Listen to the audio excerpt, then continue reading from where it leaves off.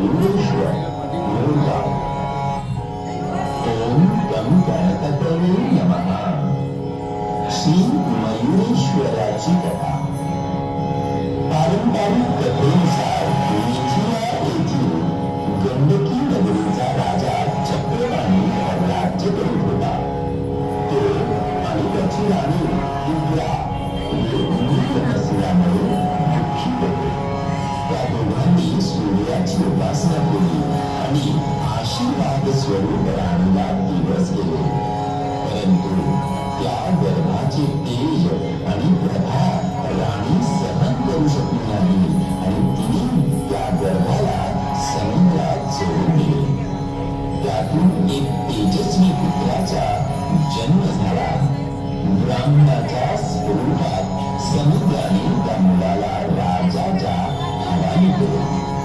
समुद्रात जन्म पावल्याने राजाने आपल्या मुलाचे नाव सिंधू ठेवले. सूर्याची उपासना करणारा हा सिंधू जसजसा मोठा होत गेला तसतसा तो अधिकाधिक बलशाली होऊ लागला. सिंधूवर प्रसन्न होऊन सूर्याने त्याला वरदान म्हणून अमृत देव केले आणि आशीर्वाद दिला की जोपर्यंत हे अमृत त्याच्या नाभीमध्ये आहे तोपर्यंत त्याचा मृत्यू होणार नाही. अमृताचा वर प्राप्त झाल्यावर सिंधूने इंद्र आदी देवांवर आक्रमण केले. त्याने सर्व देवांचा पराभव केला आणि त्यांना आपल्या कुटुंबात दाबले. मग पुढे या देवांनी गणपतीची प्रार्थना केली आणि त्याला असुर राजा सिंधूपासून त्यांना वाचवण्याची विनंती केली. त्यांच्या प्रार्थनांनी प्रसन्न होऊन गणपतीने त्रेतायुगात पार्वतीचा पुत्र म्हणून जन्म देऊन सिंधू राक्षसाला ठार मारले. यासाठी गणपती मोरावर आरूढ होऊन पृथ्वीवर अवतीर्ण झाला आणि याच ठिकाणी सिंधूचे मुंडके पडले.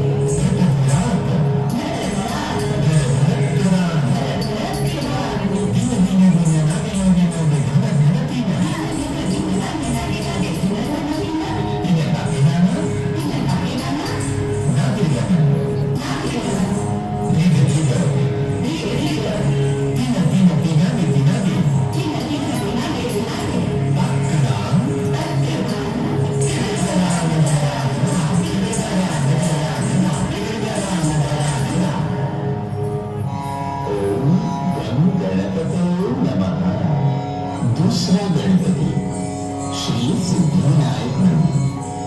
ओम गं गणपतये नमः. श्री सिद्धिविनायक कथा. प्राचीन कथेनुसार जेव्हा ब्रह्मदेवाला सृष्टी निर्माण करायची होती तेव्हा त्याने ओंकाराचा अखंड जप केला. त्याच्या या तपस्येने गणपती प्रसन्न झाला आणि त्याने ब्रह्मदेवाला सृष्टी निर्मिती करण्याच्या त्याच्या इच्छेला पूर्णत्वास जाण्याचा वर दिला आणि गणपतीने ब्रह्मदेवाच्या 2 कन्यांचा पत्नी म्हणून स्वीकार केला. जेव्हा ब्रह्मदेव सृष्टी निर्माण करीत होता तेव्हा भगवान विष्णू हे निद्राधीन झाले. विष्णूच्या कानातून मधु आणि कैठ हे दैत्य निर्माण झाले. ते देवी देवतांना लक्षात आले की केवळ विष्णूच या दैत्यांना मारू शकतो. विष्णूने प्रयत्न केले पण तो त्यांना मारू शकला नाही. विष्णूने प्रयत्नांची शिकस्त केली परंतु तो त्या दैत्यांना मारू शकला नाही. तेव्हा त्याने युद्ध थांबवले आणि गंधर्वाचे रूप धारण करून गायन सुरू केले. शंकराने त्याचे गायन ऐकले आणि त्याला बोलावले. तेव्हा विष्णूने शंकराला दैत्याबरोबरच्या युद्धाविषयी सांगितले. मग शंकराने त्याला ओम गणेशाय नमः या मंत्राचा जप करायला सांगितला. हा जप करण्यासाठी विष्णूने सिद्धते या ठिकाणाची निवड केली. या डोंगरावर विष्णूने 4 दरवाजे असलेले मंदिर उभे केले आणि त्यात गणपतीच्या मूर्तीची स्थापना केली. गणेशाची आराधना केल्यावर विष्णूला सिद्धी प्राप्त झाली आणि त्याने मधु आणि कैठव या दैत्यांचा संहार केला. कालांतराने विष्णूने उभारलेले मंदिर नष्ट पावले. दुसऱ्या कथेनुसार एका गुहाठ्याने येथे गणपतीला पाहिले आणि तो गणपतीला पूजू लागला. नंतर इथे पूजा अर्चा करण्यासाठी त्याला एक पुरोहित मिळाला. अखेरीस पेशवांच्या राज्यात इथे पुन्हा मंदिर उभारले गेले. असे मानले जाते की संत श्री मोरया गोसावी आणि खेडचे संत नारायण महाराज यांना या ठिकाणी मुक्ती मिळाली.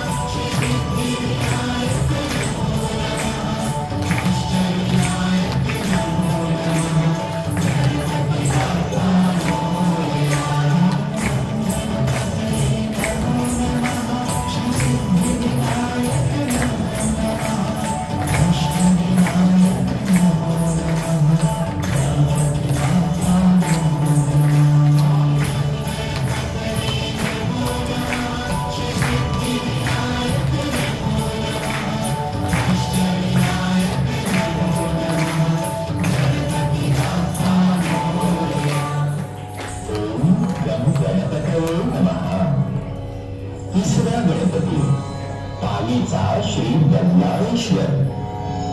ओम गम गणपतये नमः. क्षीर क्षेत्र बल्लाळेश्वराची कथा. प्राचीन त्रेतायुगातील ही कथा. पाली या गावी कल्याण नावाचा एक वाणी त्याची पत्नी इंदुमती बरोबर राहत होता. त्यांना बल्हाळ नावाचा एक मुलगा होता. बल्हाळ हा मोठा गणेश भक्त होता. तो त्याच्या मित्रांसोबत गणपतीची पूजा करत असे. एके दिवशी या मुलांना गावाच्या बाहेर एक भला मोठा दोंडा आढळून आला. बल्लाळाच्या आग्रहामुळे मुले त्या धोंड्याला गणपती मानून त्याची पूजा करू लागले. ती मुले गणेश भक्तीमध्ये इतकी पूर्ण होऊन जायची की त्यांना तहान भूक दिवस रात्र कशाचेही भान उडत नसे. सर्व मुलांचे पालक त्यांच्या परतण्याची वाट बघत होते. जेव्हा मुले परत आली नाही तेव्हा सर्व पालक बल्लाळाचे वडील कल्याण यांच्याकडे गेले आणि त्यांनी बल्लाळाची तक्रार केली. त्यामुळे कल्याण क्रोधित झाला आणि हातात काठी घेऊन मुलांना शोधायला निघाला. त्याला मुले गणेश पुराण ऐकत असलेली सापडली आणि त्याला त्याचा क्रोध अनावर झाला. संतापाच्या भरात त्याने काठी घेऊन मुलांनी बांधलेले ते छोटेसे देऊळ तोडून टाकले. त्याने बल्लाळाला रक्तबंबाळ होईपर्यंत पकडून काढले. त्याने बल्लाळाला एका झाडाला बांधून ठेवले आणि पूजेचे साहित्य त्याने फेकून दिले. ज्याला मुले गणपती म्हणत होती, त्याची पूजा करत होती, त्या भल्या मोठ्या धोंड्याला सुद्धा त्याने फेकून दिले. कल्याण म्हणाला, आता बघू कोणता देव तुमचे रक्षण करेल. असे म्हणून तो घरी निघून गेला. जरी बल्लाळाला शारीरिक जखमा, तहान आणि भूक याचा त्रास होत होता तरी त्याने त्याची शुद्ध हरेपर्यंत गणेश जप चालूच केला. त्याची अशी भक्ती बघून गणपती बळला आणि तो ब्राह्मणाचा वेश घेऊन बल्लाळाकडे आला. त्याने बल्लाळाला स्पर्श केला. बल्लाळाची तहान आणि भूक नाहीशी झाली. त्याच्या जखमा भरून आल्या. बल्लाळाने ब्राह्मणाच्या वेशात आलेल्या गणपतीला ओळखले आणि त्याने देवाच्या पायावर लोटांगण घातले. तेव्हा गणपतीने त्याला एक वर मागण्यास सांगितले. बल्लाळाने गणपतीला तिथेच राहण्याची विनंती करत लोकांची दुःखे दूर करण्यास सांगितले. गणपती म्हणाला, माझा एक अंश इथेच राहील. माझ्या नावाआधी तुझे नाव घेतले जाईल. इथे मला लोक बल्लाळ विनायक या नावाने बोलावतील. गणपतीने बल्लाळाला आलिंगन दिले आणि तो जवळच्या धोंड्यात लुप्त झाला. त्या धोंड्याला पडलेल्या भेगा नाहीशा झाल्या आणि तो पुन्हा अखंड झाला. त्या दगडाच्या मूर्तीला आपण बल्लाळेश्वर या नावाने ओळखतो. कल्याण मायाने जो दगड फेकून दिला होता त्याला सुद्धा धोंडी विनायक असे संबोधले जाते. ही एक स्वयंभू मूर्ती असून त्याची पूजा बल्लाळेश्वराच्या पूजेआधी केली जाते.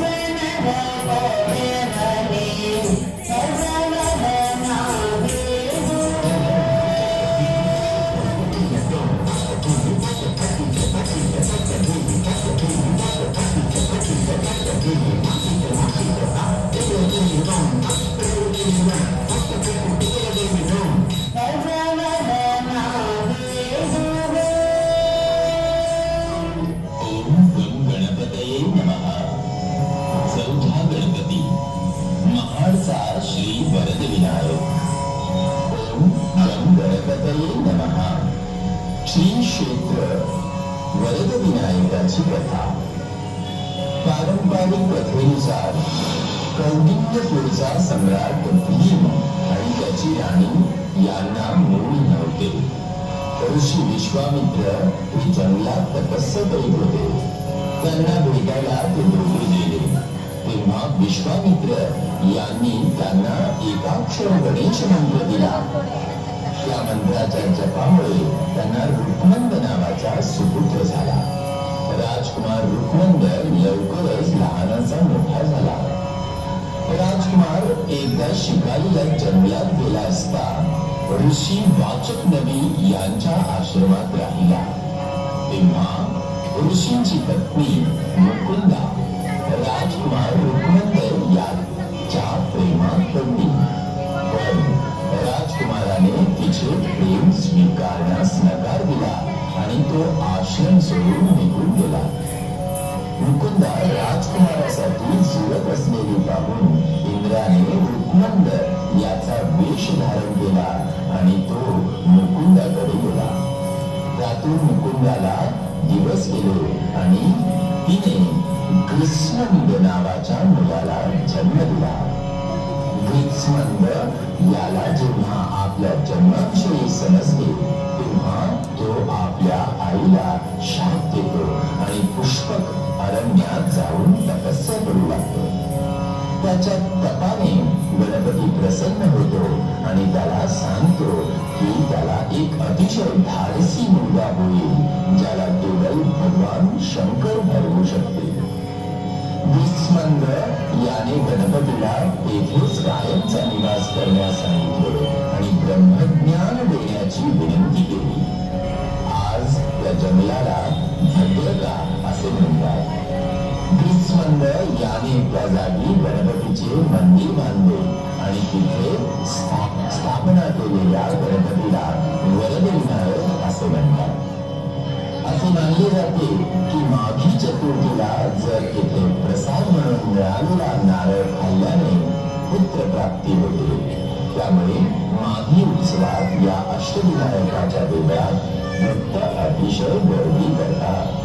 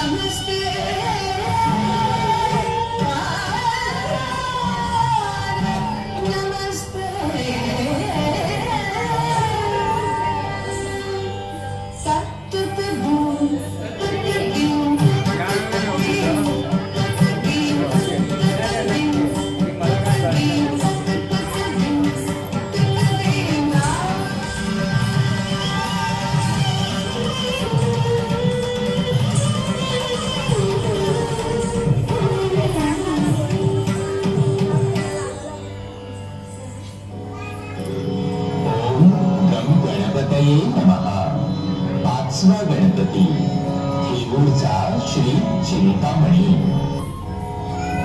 ओम गम गणपतये नमः. श्री क्षेत्र चिंतामणीची कथा. पारंपरिक कथेनुसार राजा अभिजित आणि त्याच्या पत्नीने दूध केले आणि गणासूर याला जन्म दिला. जेव्हा गणासुराने ऋषी कपिला यांच्या आश्रमाला भेट दिली तेव्हा ऋषीने त्याच्या जवळील चिंतामणी रत्नाचा वापर करून गणासुराला उत्तम पंचपक्वानाचे जेवण खाऊ घातले. गणासुराला त्या चिंतामणी रत्नाचा योग सुचला आणि त्याने कपिला ऋषीकडून ते रत्न जबरदस्तीने हिसकावून घेतले. दुर्गा देवीने कपिला ऋषींना गणपतीची मदत घेण्याचा सल्ला दिला. गणपतीने गणासुराला कदंब वृक्षाखाली पराभूत करून त्याच्याकडून तो मौल्यवान रत्न हस्तगत करून पुन्हा कपिला ऋषींना दिला. याचे बक्षीस म्हणून कपिला ऋषींनी ते रत्न गणपतीच्या गळ्यात घातले आणि तेव्हापासून गळ्यात चिंतामणी रत्न घातलेला गणपती चिंतामणी विनायक म्हणून ओळखला जाऊ लागला. ही कथा कदंब वृक्षाखाली घडल्यामुळे थेरूला कदंबपूर असे सुद्धा म्हणतात.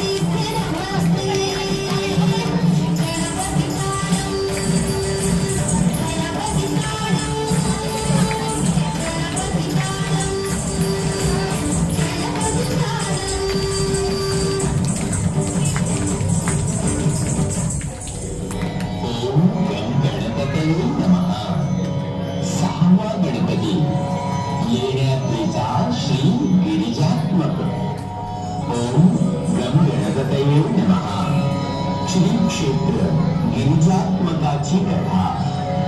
गणेश पुराणानुसार देवी सतीने पार्वतीचा अवतार घेऊन गणेशाला जन्म देण्याची इच्छा व्यक्त केली.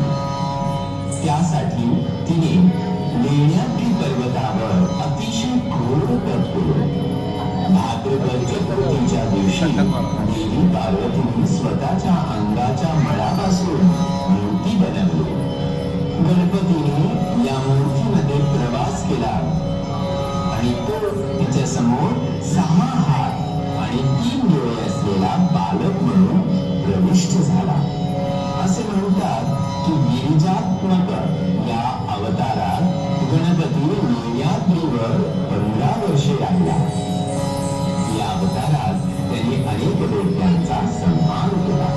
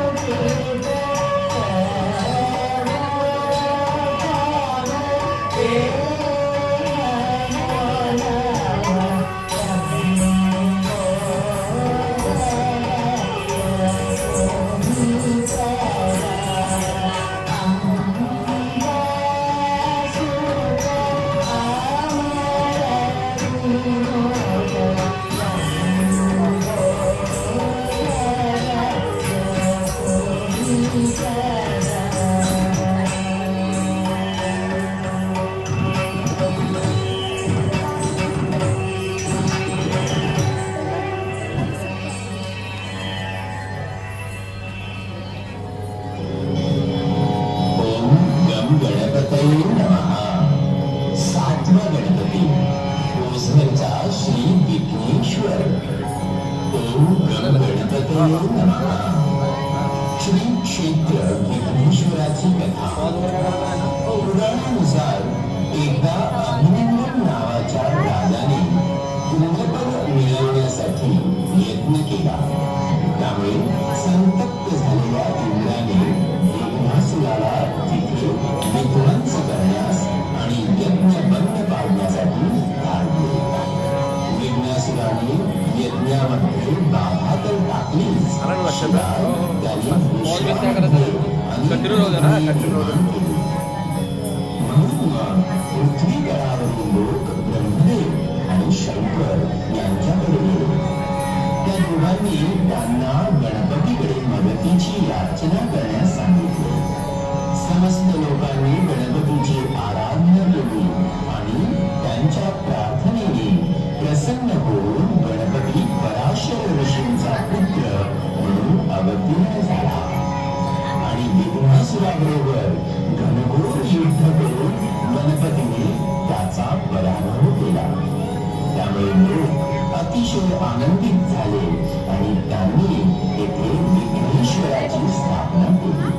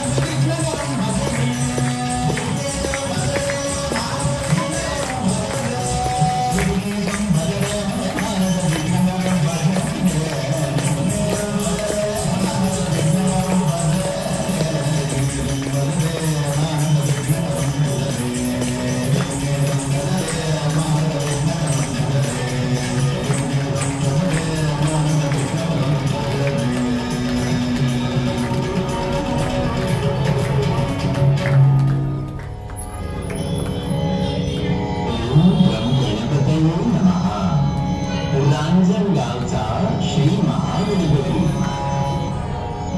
ओम गणपतये नमः.